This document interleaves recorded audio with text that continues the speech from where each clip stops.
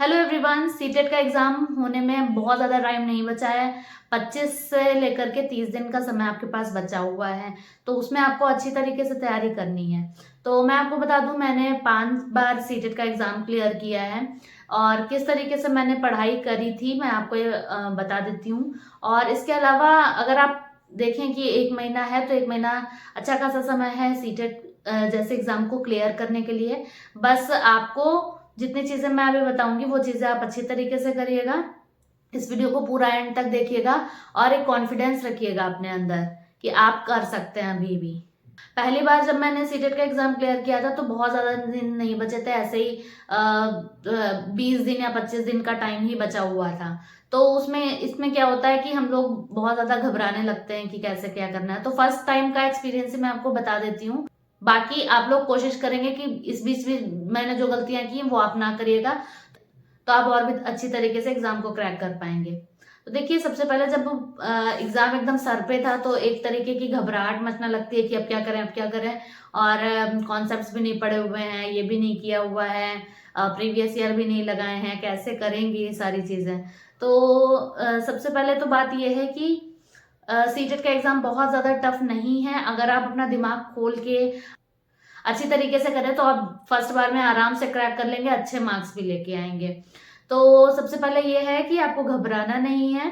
और फिर उसके बाद आप क्या करिए कि कॉन्सेप्ट पे जाइए। कुछ ऐसे कॉन्सेप्ट्स हैं जो आपके जरूर पूछे जाते हैं, जैसे कुछ आपका जीन प्याजे को लेकर के क्वेश्चन जरूर बनते हैं, वाइगॉत्स्की को लेकर, कोलबर्ग को लेकर, एनसीएफ 2005 को लेकर, आरटीई एक्ट 2009 को लेकर, अब लास्ट बार से एनईपी 2020 को लेकर के। एनईपी 2020 के क्वेश्चंस मैंने आपको इस चैनल पर भी करवाए हुए हैं, तो वो 30 क्वेश्चन जरूर करिएगा क्योंकि वो बार बार रिपीट करके आपके रिसेंट एग्जाम्स में पूछे गए हैं। तो ये टॉपिक्स आप जरूर से करिएगा। इसके अलावा जब आप प्रीवियस ईयर पेपर को करने बैठे हैं तो सबसे पहले रिसेंट पेपर्स जो हैं, जैसे कि ऑनलाइन पेपर जो हुए हैं, ठीक है, तो वो सीटेट की वेबसाइट पे भी आपको देखने को मिल जाएंगे, वहां से डाउनलोड करके आप उन्हें कर सकते हैं। बाकी आपको इस चैनल पर प्रीवियस ईयर पेपर के क्वेश्चंस देखने को मिल जाएंगे। इस चैनल पर मैंने ईवीएस की पूरी 345 की एनसीईआरटी आपको करवाई है, वो 15 वीडियोज हैं, उनको आप जरूर से देखें। इसके अलावा 46 क्वेश्चंस पेडागोजी के करवाए हैं, उन क्वेश्चन से ही बार बार रिपीट होके आपका पूछा जाता है।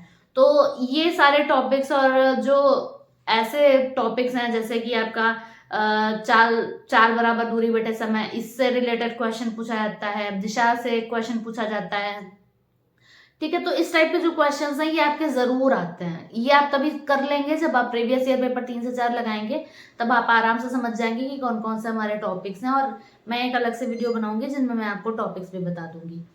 तो मैंने यही किया कि प्रीवियस ईयर पेपर से सबसे पहले मैंने कॉन्सेप्ट्स जो इम्पोर्टेंट इंपॉर्टेंट टॉपिक है हमारे वो देखे। उसके बाद में प्रीवियस ईयर पेपर में भी जब रिवीजन का टाइम होता था, जैसे हमने प्रीवियस ईयर पेपर किए सारे, प्रीवियस ईयर पेपर तो शायद ही किसी के हो पाते हो, लेकिन अब आपके पास ऑनलाइन के ही इतने सारे सेट हैं कि अगर आप उसके पहले वाले नहीं भी कर पा रहे हैं तो ऑनलाइन वाले जरूर कर लें, ठीक है। तो जब आप वो पेपर करने लगेंगे तो आपको खुद कॉन्फिडेंस आपका एनहेंस होगा कि हाँ मुझे आ रही हैं चीजें।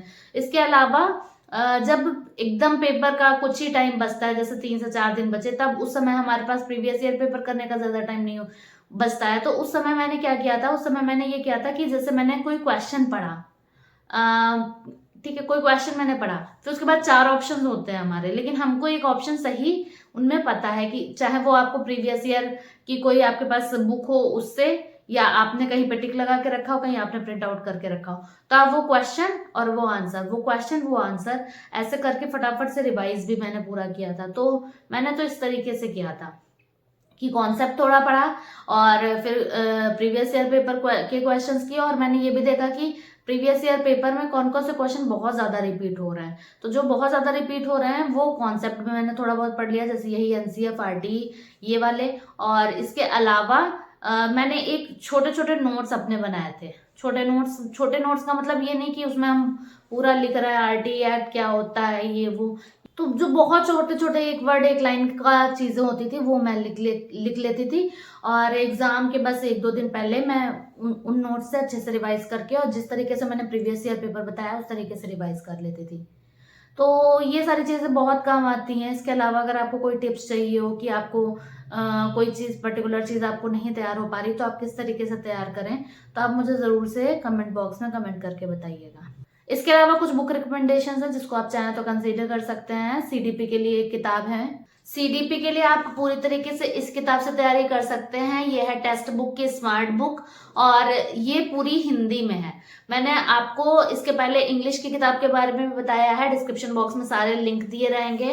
तो ये एक स्मार्ट बुक है। ये बुक हर एग्जाम के लिए है, मतलब सीडीपी का आपका कोई भी एग्जाम हो, चाहे कोई स्टेट लेवल हो, चाहे सीटेट हो, चाहे केवीएस हो या DSSS हो, कोई भी आपका A to Z एग्जाम है, तो ये किताब आपकी काफी ज्यादा उसमें हेल्पफुल रहेगी। ये एक एरर फ्री बुक है। मैंने जहां तक देखा इसमें मुझे एक भी एरर नहीं मिली है और इसमें high order thinking based questions हैं, NEP 2020 पे बेस्ड क्वेश्चंस हैं। बाकी इसमें कई सारे स्मार्ट फीचर्स हैं, जैसे कि इस किताब में अगर आप देखोगे तो हर एक चैप्टर के बाद एक स्कैनर, इस तरीके से QR कोड दिया है। इसको अगर आप स्कैन करते हो तो जो चैप्टर आप यहाँ पे पढ़ रहे हो, जो चैप्टर आप यहाँ पे देख रहे हो, उस चैप्टर की ऑनलाइन वीडियोस और कई सारे क्वेश्चन आंसर्स आपको वहां पर देखने को मिल जाएंगे जब आप इसको स्कैन करेंगे। इसके अलावा यहाँ पे टाइम टू आंसर क्वेश्चन भी है। जैसे कि एक क्वेश्चन आपके पास है तो उसका आंसर जनरली लोग कितने सेकेंड्स में देते हैं। तो जैसे पहला क्वेश्चन है तो टाइम टू आंसर क्वेश्चन यहाँ पे 21 सेकेंड्स दिया हुआ है, तो यानी 21 सेकेंड्स के अंदर आप इसका आंसर दे सकते हैं। इसी तरीके से जितने भी क्वेश्चन है सब में कुछ ना कुछ टाइम दिया हुआ है कि जनरली कितना टाइम लगना चाहिए इस क्वेश्चन का आंसर देने के लिए। सारे चैप्टर वाइज क्वेश्चंस हैं यहाँ पे, तो एक ईज हो जाती है कि अगर हम लोग भी पढ़ने बैठते हैं, कोई पर्टिकुलर चैप्टर हमको नहीं आता है, जैसे NEP 2020 के या एजुकेशनल पॉलिसी के या NCF 2005 के क्वेश्चंस देखने हैं, तो डायरेक्टली वो चैप्टर खोल के हम लोग वहां पे देख सकते हैं, उन क्वेश्चंस को रिवाइज कर सकते हैं। तो हमारा एक एक टॉपिक यहाँ से तैयार होता चला जाएगा। इस किताब का एक बहुत अच्छा फीचर है कि इसमें एक स्मार्ट आंसर की दी हुई है कुछ इस तरीके से।